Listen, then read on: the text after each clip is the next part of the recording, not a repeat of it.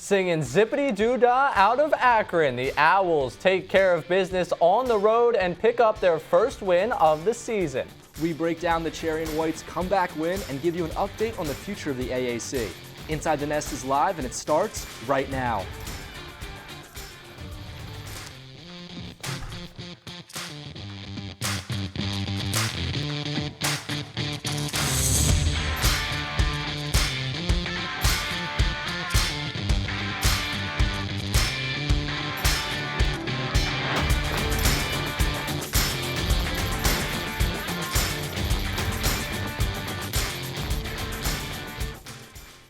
Hello everyone and welcome into Inside the Nest. He's Jackson Neal and I'm Ray Dunn. Coming up, we've got coverage of the Owls' first win of the season and first road victory since November 2019.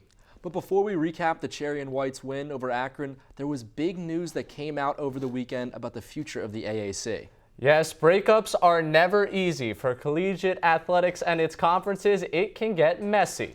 Yes, it impacts rivalries, it leaves schools on the outside looking in. Realignment is an issue that always seems to disrupt college football, and now the AAC is in the middle of it. The American Athletic Conference was created 8 years ago after conference realignment destroyed the Big East. Currently, the conference is home to 11 full members competing in all 5 sports with 5 other schools in select sports. Temple is one of the founding members, and following the previous departures of Rutgers, Louisville, and Connecticut, they're the last original Big East football team left in the conference. Now, though, another shakeup is coming. Recently, it was confirmed that Central Florida, Cincinnati, and Houston are all leaving the conference to go to the Big 12. They will officially depart in either 2023 or 2024. This leaves just 8 remaining football schools in the AAC, but even that number could decrease. According to a report by CBS Sports, Memphis could be leaving for the Big 12 as well, although its move would most likely happen after 2024. If the Tigers join those 3 schools, that would leave only 7 football programs in the AAC, meaning that the American could face a similar fate as the Big East did many years ago. With all of this movement, though, there is one school that hasn't been the subject of any rumors, and that's Temple.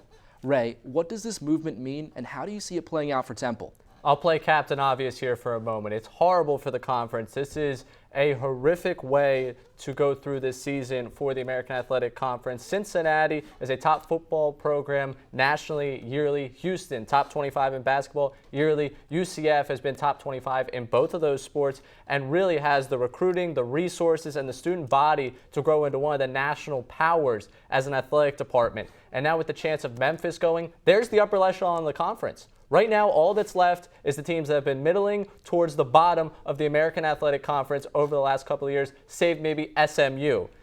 And without that top tier of the conference, Temple isn't really left with much real options. They're stuck between a rock and a hard place because they're now in a weakened conference that will not have that Power 6 moniker that the American Athletic Conference has really branded all over the country over the last couple of years. The gap between the haves and the have-nots grows right now. And really, if you're the AAC, there's not any schools out there that you can realistically get. Boise State and BYU, they're already going to the Big 12. Appalachian State, Coastal Carolina, Liberty, those are all a group of 5 schools that have done well recently. But why would they go to the AAC? They've already had success elsewhere. Right now, if you're Temple, you have to be proactive and not reactive here.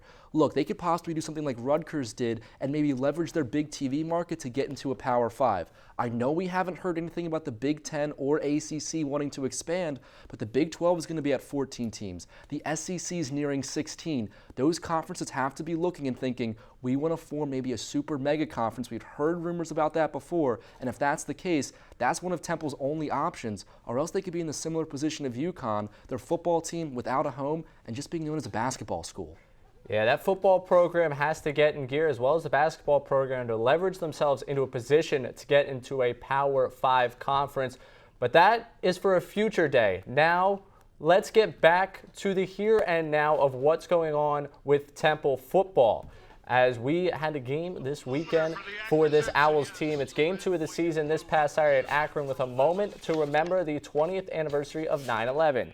Game action now. It was all zips early. DJ Irons caps off the opening drive for Akron with a 9-yard rushing touchdown. The Zips found success early on the ground, racking up 110 rushing yards on their first 2 possessions. That second drive was capped off by this pass from Cato Nelson to Tony Grimes, 14-0 Akron.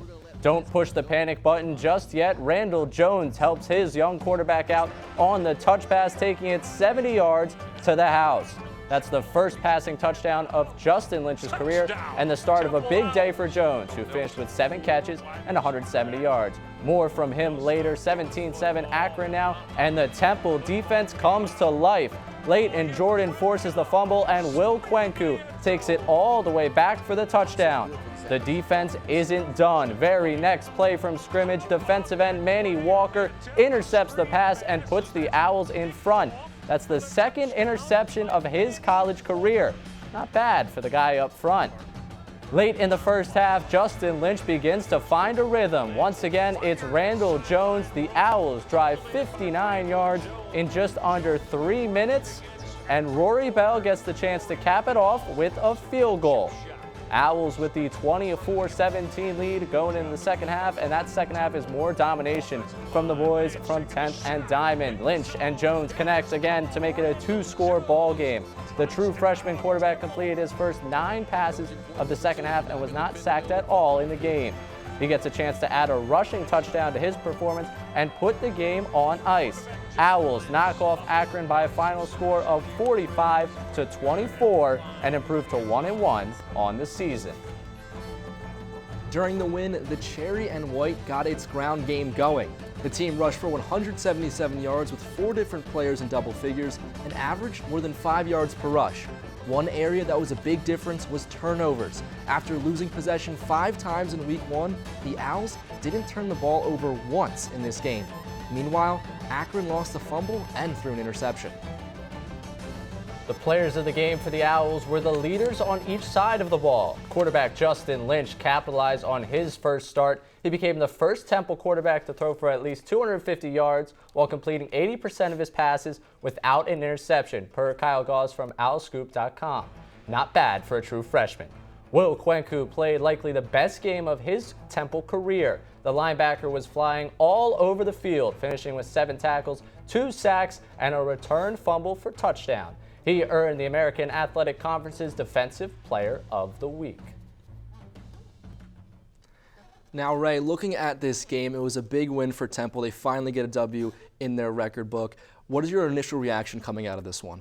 Coming out of this one, it's a win. I think that's the biggest thing to take away. The Owls got a win. They did what they had to do on the road against an inferior opponent. The offensive efficiency for me really stood out. 10.7 yards per attempt for the quarterback and then 5.2 yards per carry. So they're not just moving the ball, they're moving the ball in chunks down the field. Ray Von Bonner also stood out. The Illinois transfer at running back wasn't on the depth chart before the week. He had been really buried, had kind of a slow start to his fall and then into this season, but it was a solid showing for him. 9 carries, 53 yards, and his first touchdown with Temple. And of course, the turnovers. Getting turnovers, winning turnover battle. They only did that twice a season ago, and the record reflected that. That was big for them. And also that comeback, getting down early, that was not a good look, especially on the road with a freshman quarterback. And coming off that big loss against Rutgers, that could have been a point where you could have seen Temple maybe quit on the game, maybe quit on the season. But credit to them, they got right back in that game. You mentioned Kwenku there as a defensive player of the game. With that his fumble return for a touchdown, that was big. Manny Walker's interception return for a touchdown.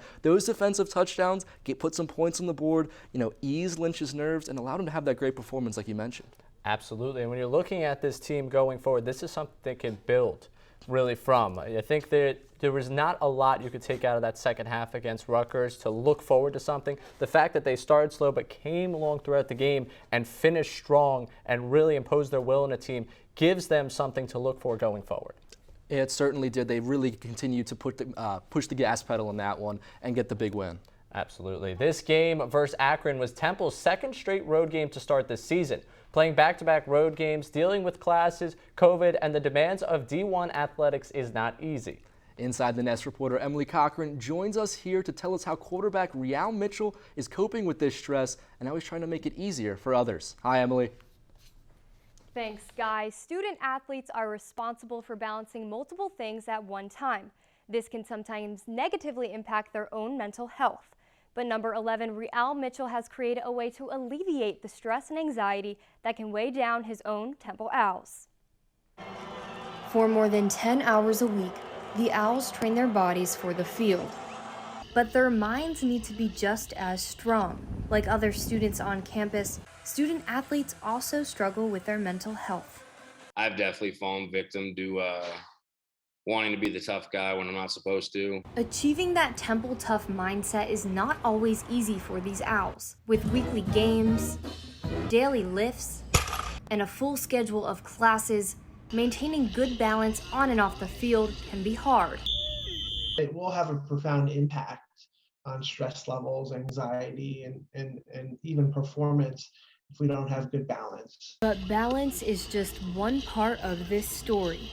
As has been the case with prominent male role models in sports history, football players have attracted negative attention for expressing their own vulnerability. There are times to be tough, and there's times to not, just to take a step back and say, all right, no, I need to slow down. A recent study highlighted by the nonprofit Athletes for Hope says only 10% of college athletes seek help. It's a bunch of men hitting each other with their heads over and over again, and I think a lot of guys want to be the tough guy. But being the tough guy can have different meanings to different people. For quarterback and aspiring sports psychiatrist Real Mitchell, it means striving to break the stigma. In March of 2021, Mitchell created RAISE, an organization that stands for Raising Awareness in the Mental Health of Student Athletes Everywhere.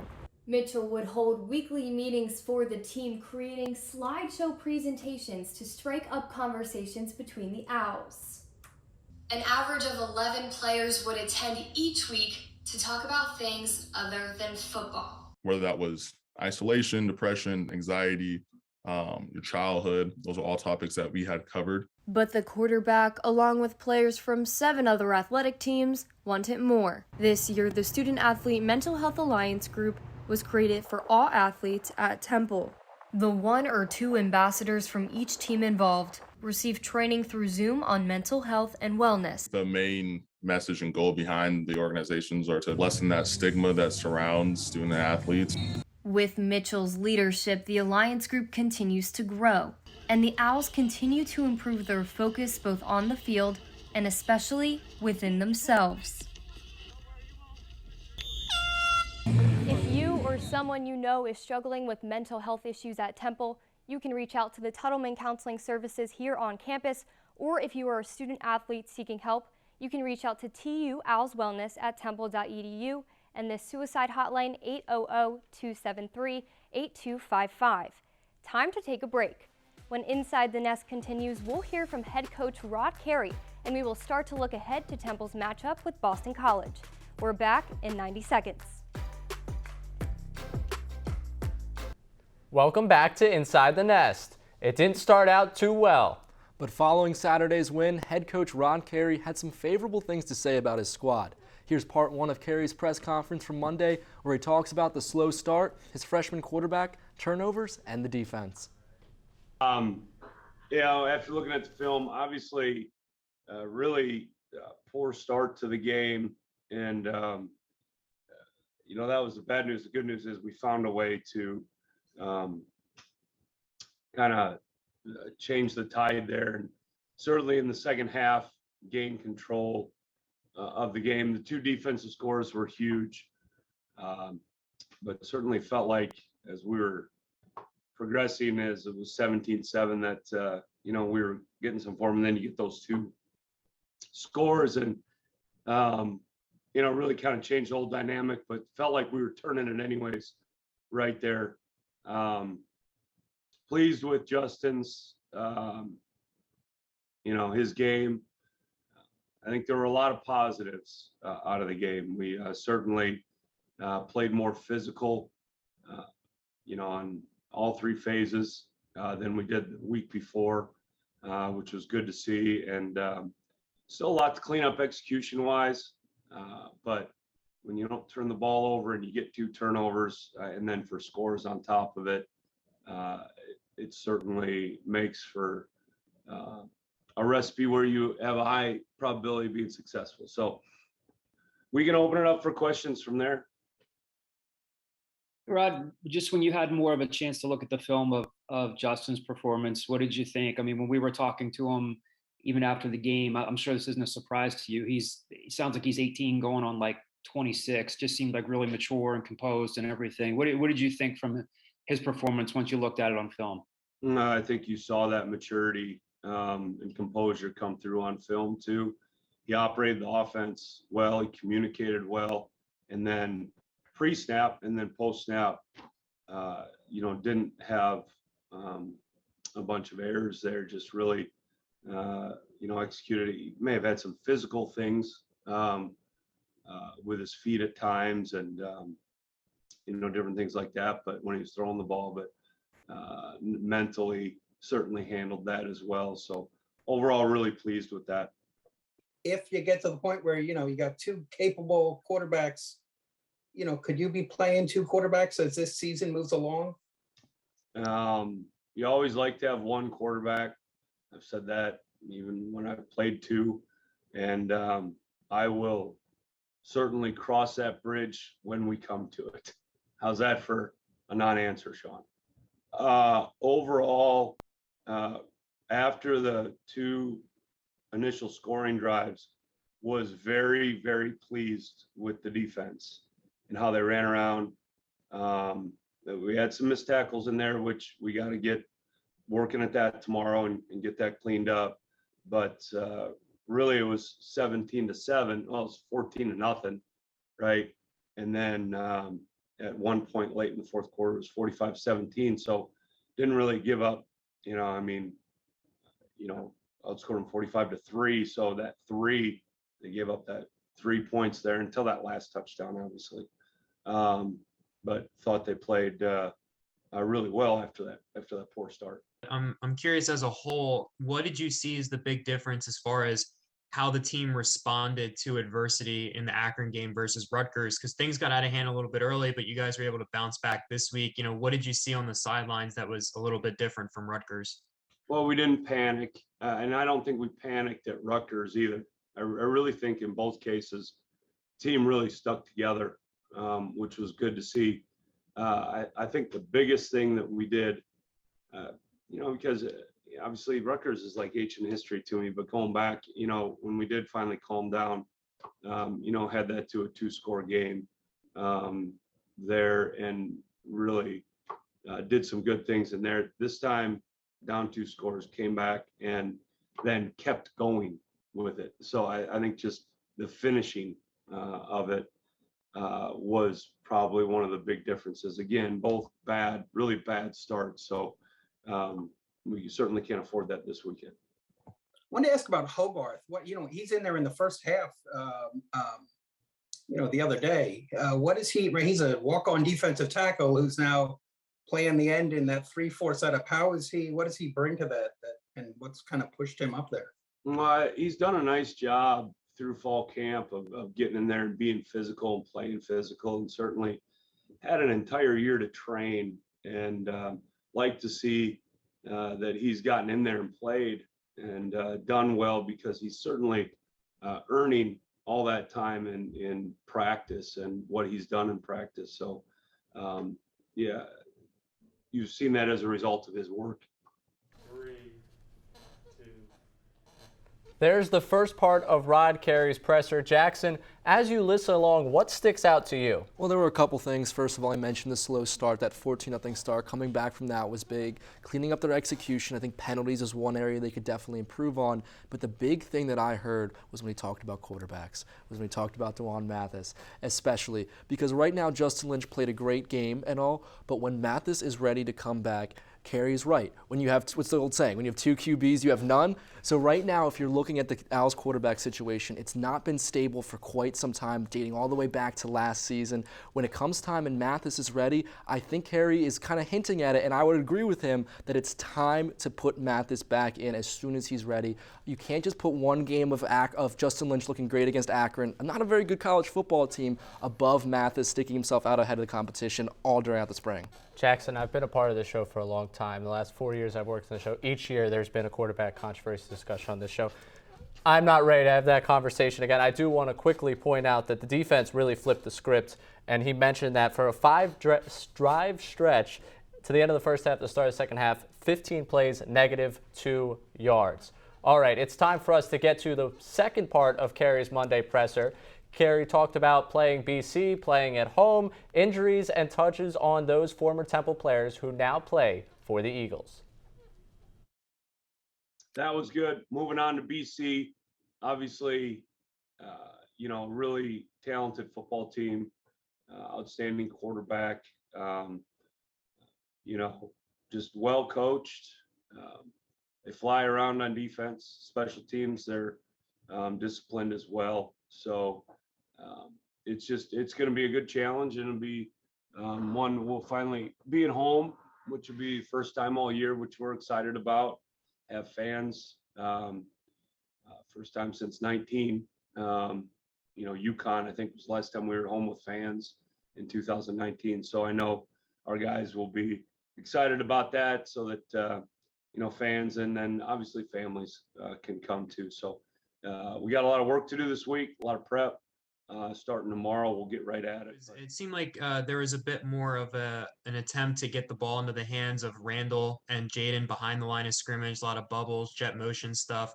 Was that kind of a reaction to Justin at quarterback, or was that just trying to get those guys the balls as easily as possible? I think you got Randall and Blue, you want to get them the ball. I don't want to overthink it.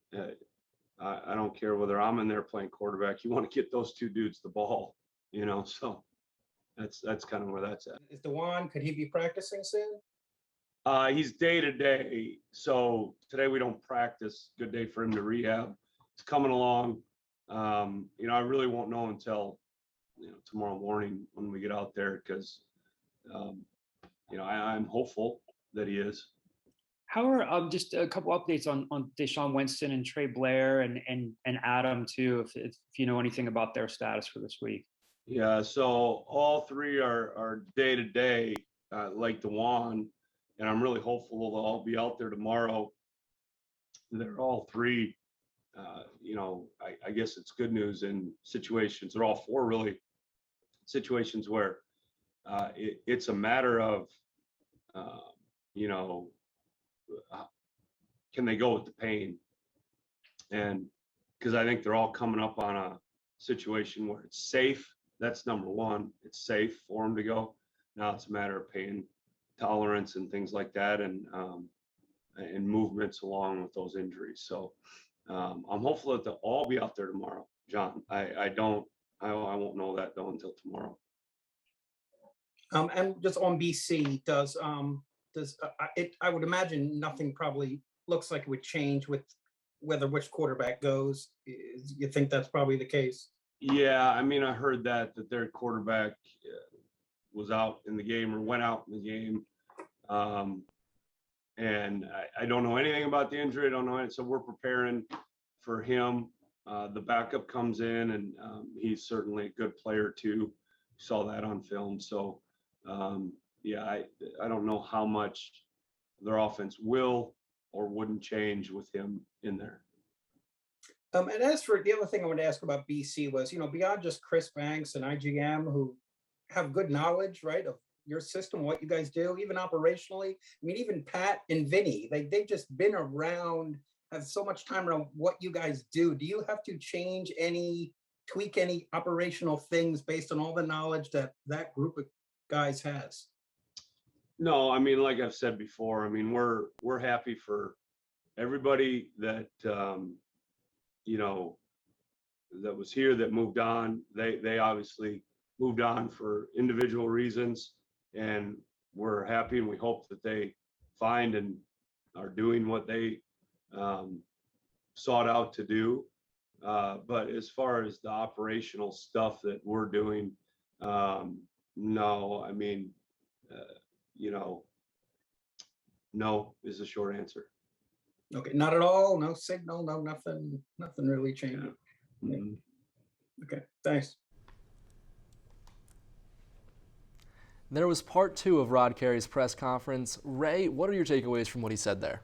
Has to start with injuries. Obviously, a lot of day-to-day. It just seems like the entire list of injuries on this Owls team is day-to-day. Dwan Mathis being the headliner of that, Deshaun Winston, Trey Blair, Adam Klein, all this is day-to-day. Probably a pain tolerance at this point, whether or not they can go through an entire week and manage the pain and get ready for a game on Saturday. The real injury story comes on the other side of this game for Boston College. Their starting quarterback, Phil Dracovic, posted a picture after Rod Carey's presser in a cast on his wrist, and it came out that he is likely to miss the rest of the season. So Carey wasn't aware of that. That hadn't been reported until after Carey's presser. So it's important to note that Dennis Grosso, the backup quarterback for Boston College, will be going, who has been dubbed the best backup quarterback in the ACC.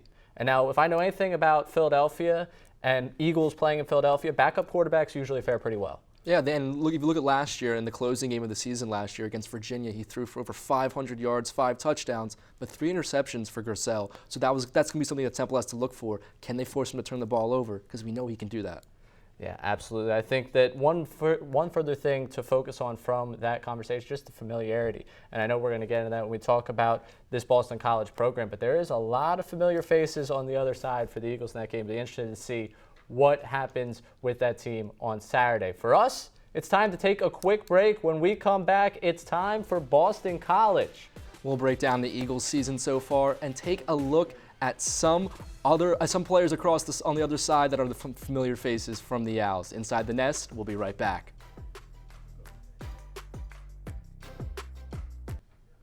Welcome back to Inside the Nest. The Owls are looking forward to an opponent they haven't beaten since before I was born. It was back in October of 1999 when Temple last beat Boston College 24-14, and since then, the Eagles have won 6 straight in the series. And speaking of winning streaks, the Eagles have started this season with 2 straight wins. BC opened the year with a resounding 51-0 win over Colgate, and then took care of business last weekend, beating in-state rival UMass 45-28.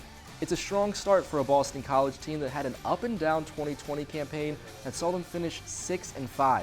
However, some of those losses were close, including one-score defeats to both North Carolina and Clemson, who were both ranked in the top 15 during those matchups.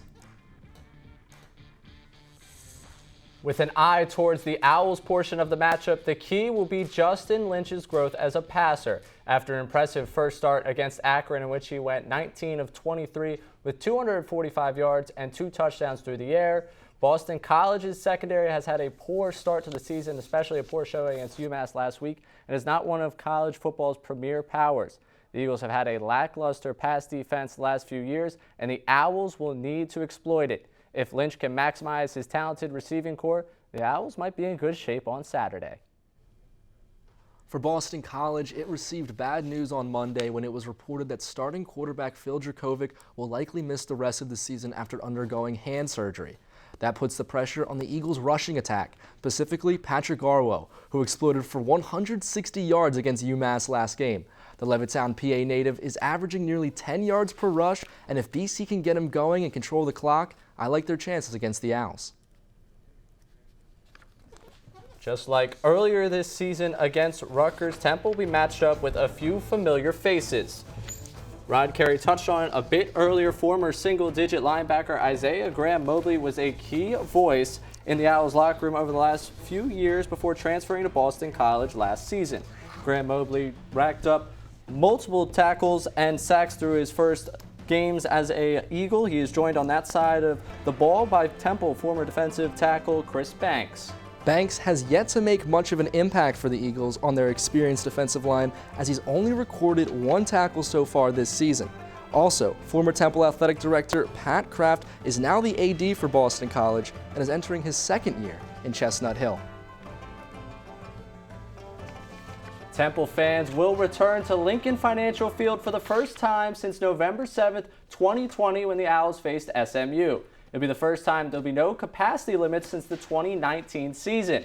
That doesn't mean that there won't be policies in place to curb the spread of COVID-19. Indoor spaces at the link still require people to wear a mask regardless of vaccination status, as per the City of Philadelphia's mandate. Make sure you have your credit card for food and your phone to get in the game. For those who enjoy a pregame tailgate, that is also back this year. The Owls' home opener kicks off at noon this Saturday at the Link. The game will be nationally televised on ESPNU, and if you're unable to tune in, you can follow along at Owl Sports Update on Twitter, where we'll be posting live updates all afternoon. It's time for another break. We've got some energy in the studio. Tell the good folks at home why I'm so excited for what's coming next. Penalties, positives, predictions. We will ponder. No Huddle is next right after this break. Welcome back to Inside the Nest. Last week, I told Jackson to find some positivity during No Huddle. We'll see if the win brings the cup to half full for him. Ray, I'll start this segment with a smile, but that could be gone once we get to our game predictions. Let's go No Huddle.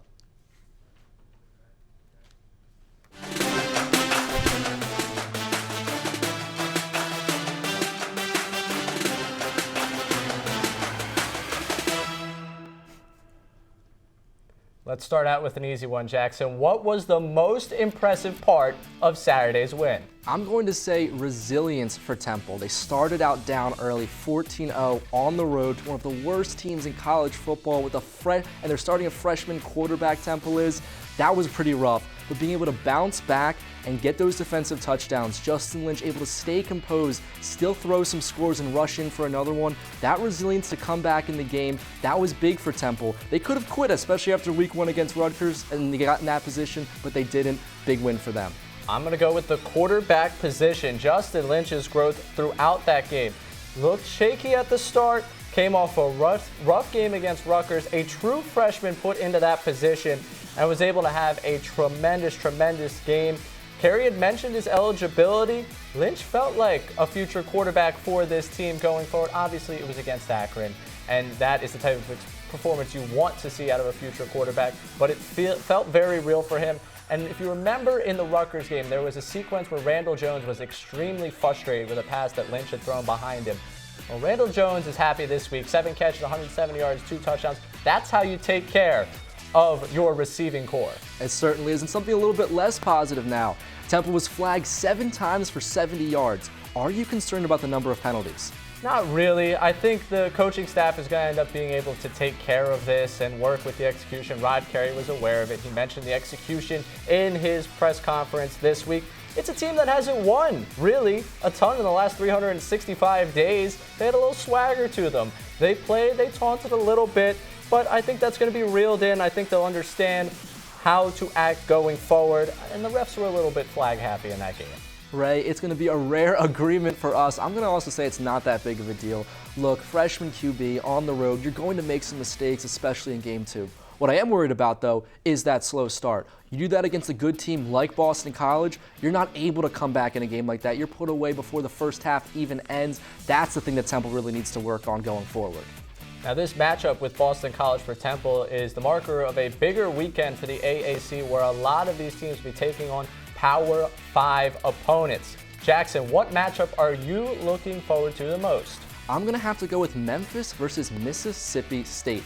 Memphis coming into this game 2-0, and we talked about it earlier. They could possibly go into the Big 12.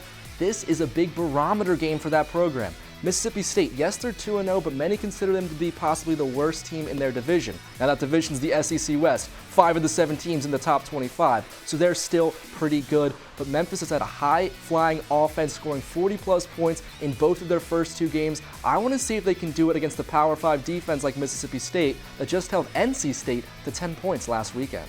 All right, I'm going with the premier program in the American Athletic Conference for football. Cincinnati headed on the road to Indiana. Now, Indiana hasn't gotten off to the start they wanted for their season, but the Bearcats enter this week ranked 8th in the country, having walloped 2 opponents in their first 2 games. It's a road game against a Big Ten program. The stands will be packed. There'll be a great atmosphere. And Cincy in 2 weeks has to take on Notre Dame. This is the barometer game of where Cincinnati is nationally. If they can't put on a show against the Indiana team that might not be where they're supposed to, then maybe that Notre Dame game is not going to go the way that American Athletic Conference fans want it to. All right, now let's get to the game we're all looking forward to. What's your prediction for Saturday's game? Remember, the Eagles are about a 16-point favorite. It's Tuesday. I'm hedging a little bit, but this is a game that Cincinnati wins. Temple isn't really given a chance by most, even though they're backup quarterback in for Boston College, and they have been a little bit sloppy in execution. I just think they're the better team than the Owls. I'm going to have to agree with you. I'm going Boston College 31-17 in this game. Look, it's a little bit closer than I would have expected, but that's not because Temple beat up on a bad Akron team. That's simply because of Dracovic having to miss this game and Boston College starting to back up QB. I still think the Eagles win by double digits at the Link. Well, maybe they will prove us wrong, but that's all the time we have for No Huddle. Hey, I kept my smile all the way to the end, Ray. Don't touch that remote. Inside the Nest will be back in just 90 seconds. Welcome back to Inside the Nest. As always on Tuesday, Temple football players are made available to the media following practice. We now go live to Inside the Nest reporter Eric Jessberger for a recap of what they said. Hi, Eric. Thanks, Jackson and Ray. Linebackers William Kwenku and George Reed, as well as running back Tavion Ruley, spoke to the media today in a press conference via Zoom. And regarding the press conference, my biggest takeaway was the poise, confidence, and comfortability the Owls have coming back to the Nest this weekend. It's the first time the Owls will be at the Link after their first two games are on the road, as well as their preseason in the Bronx.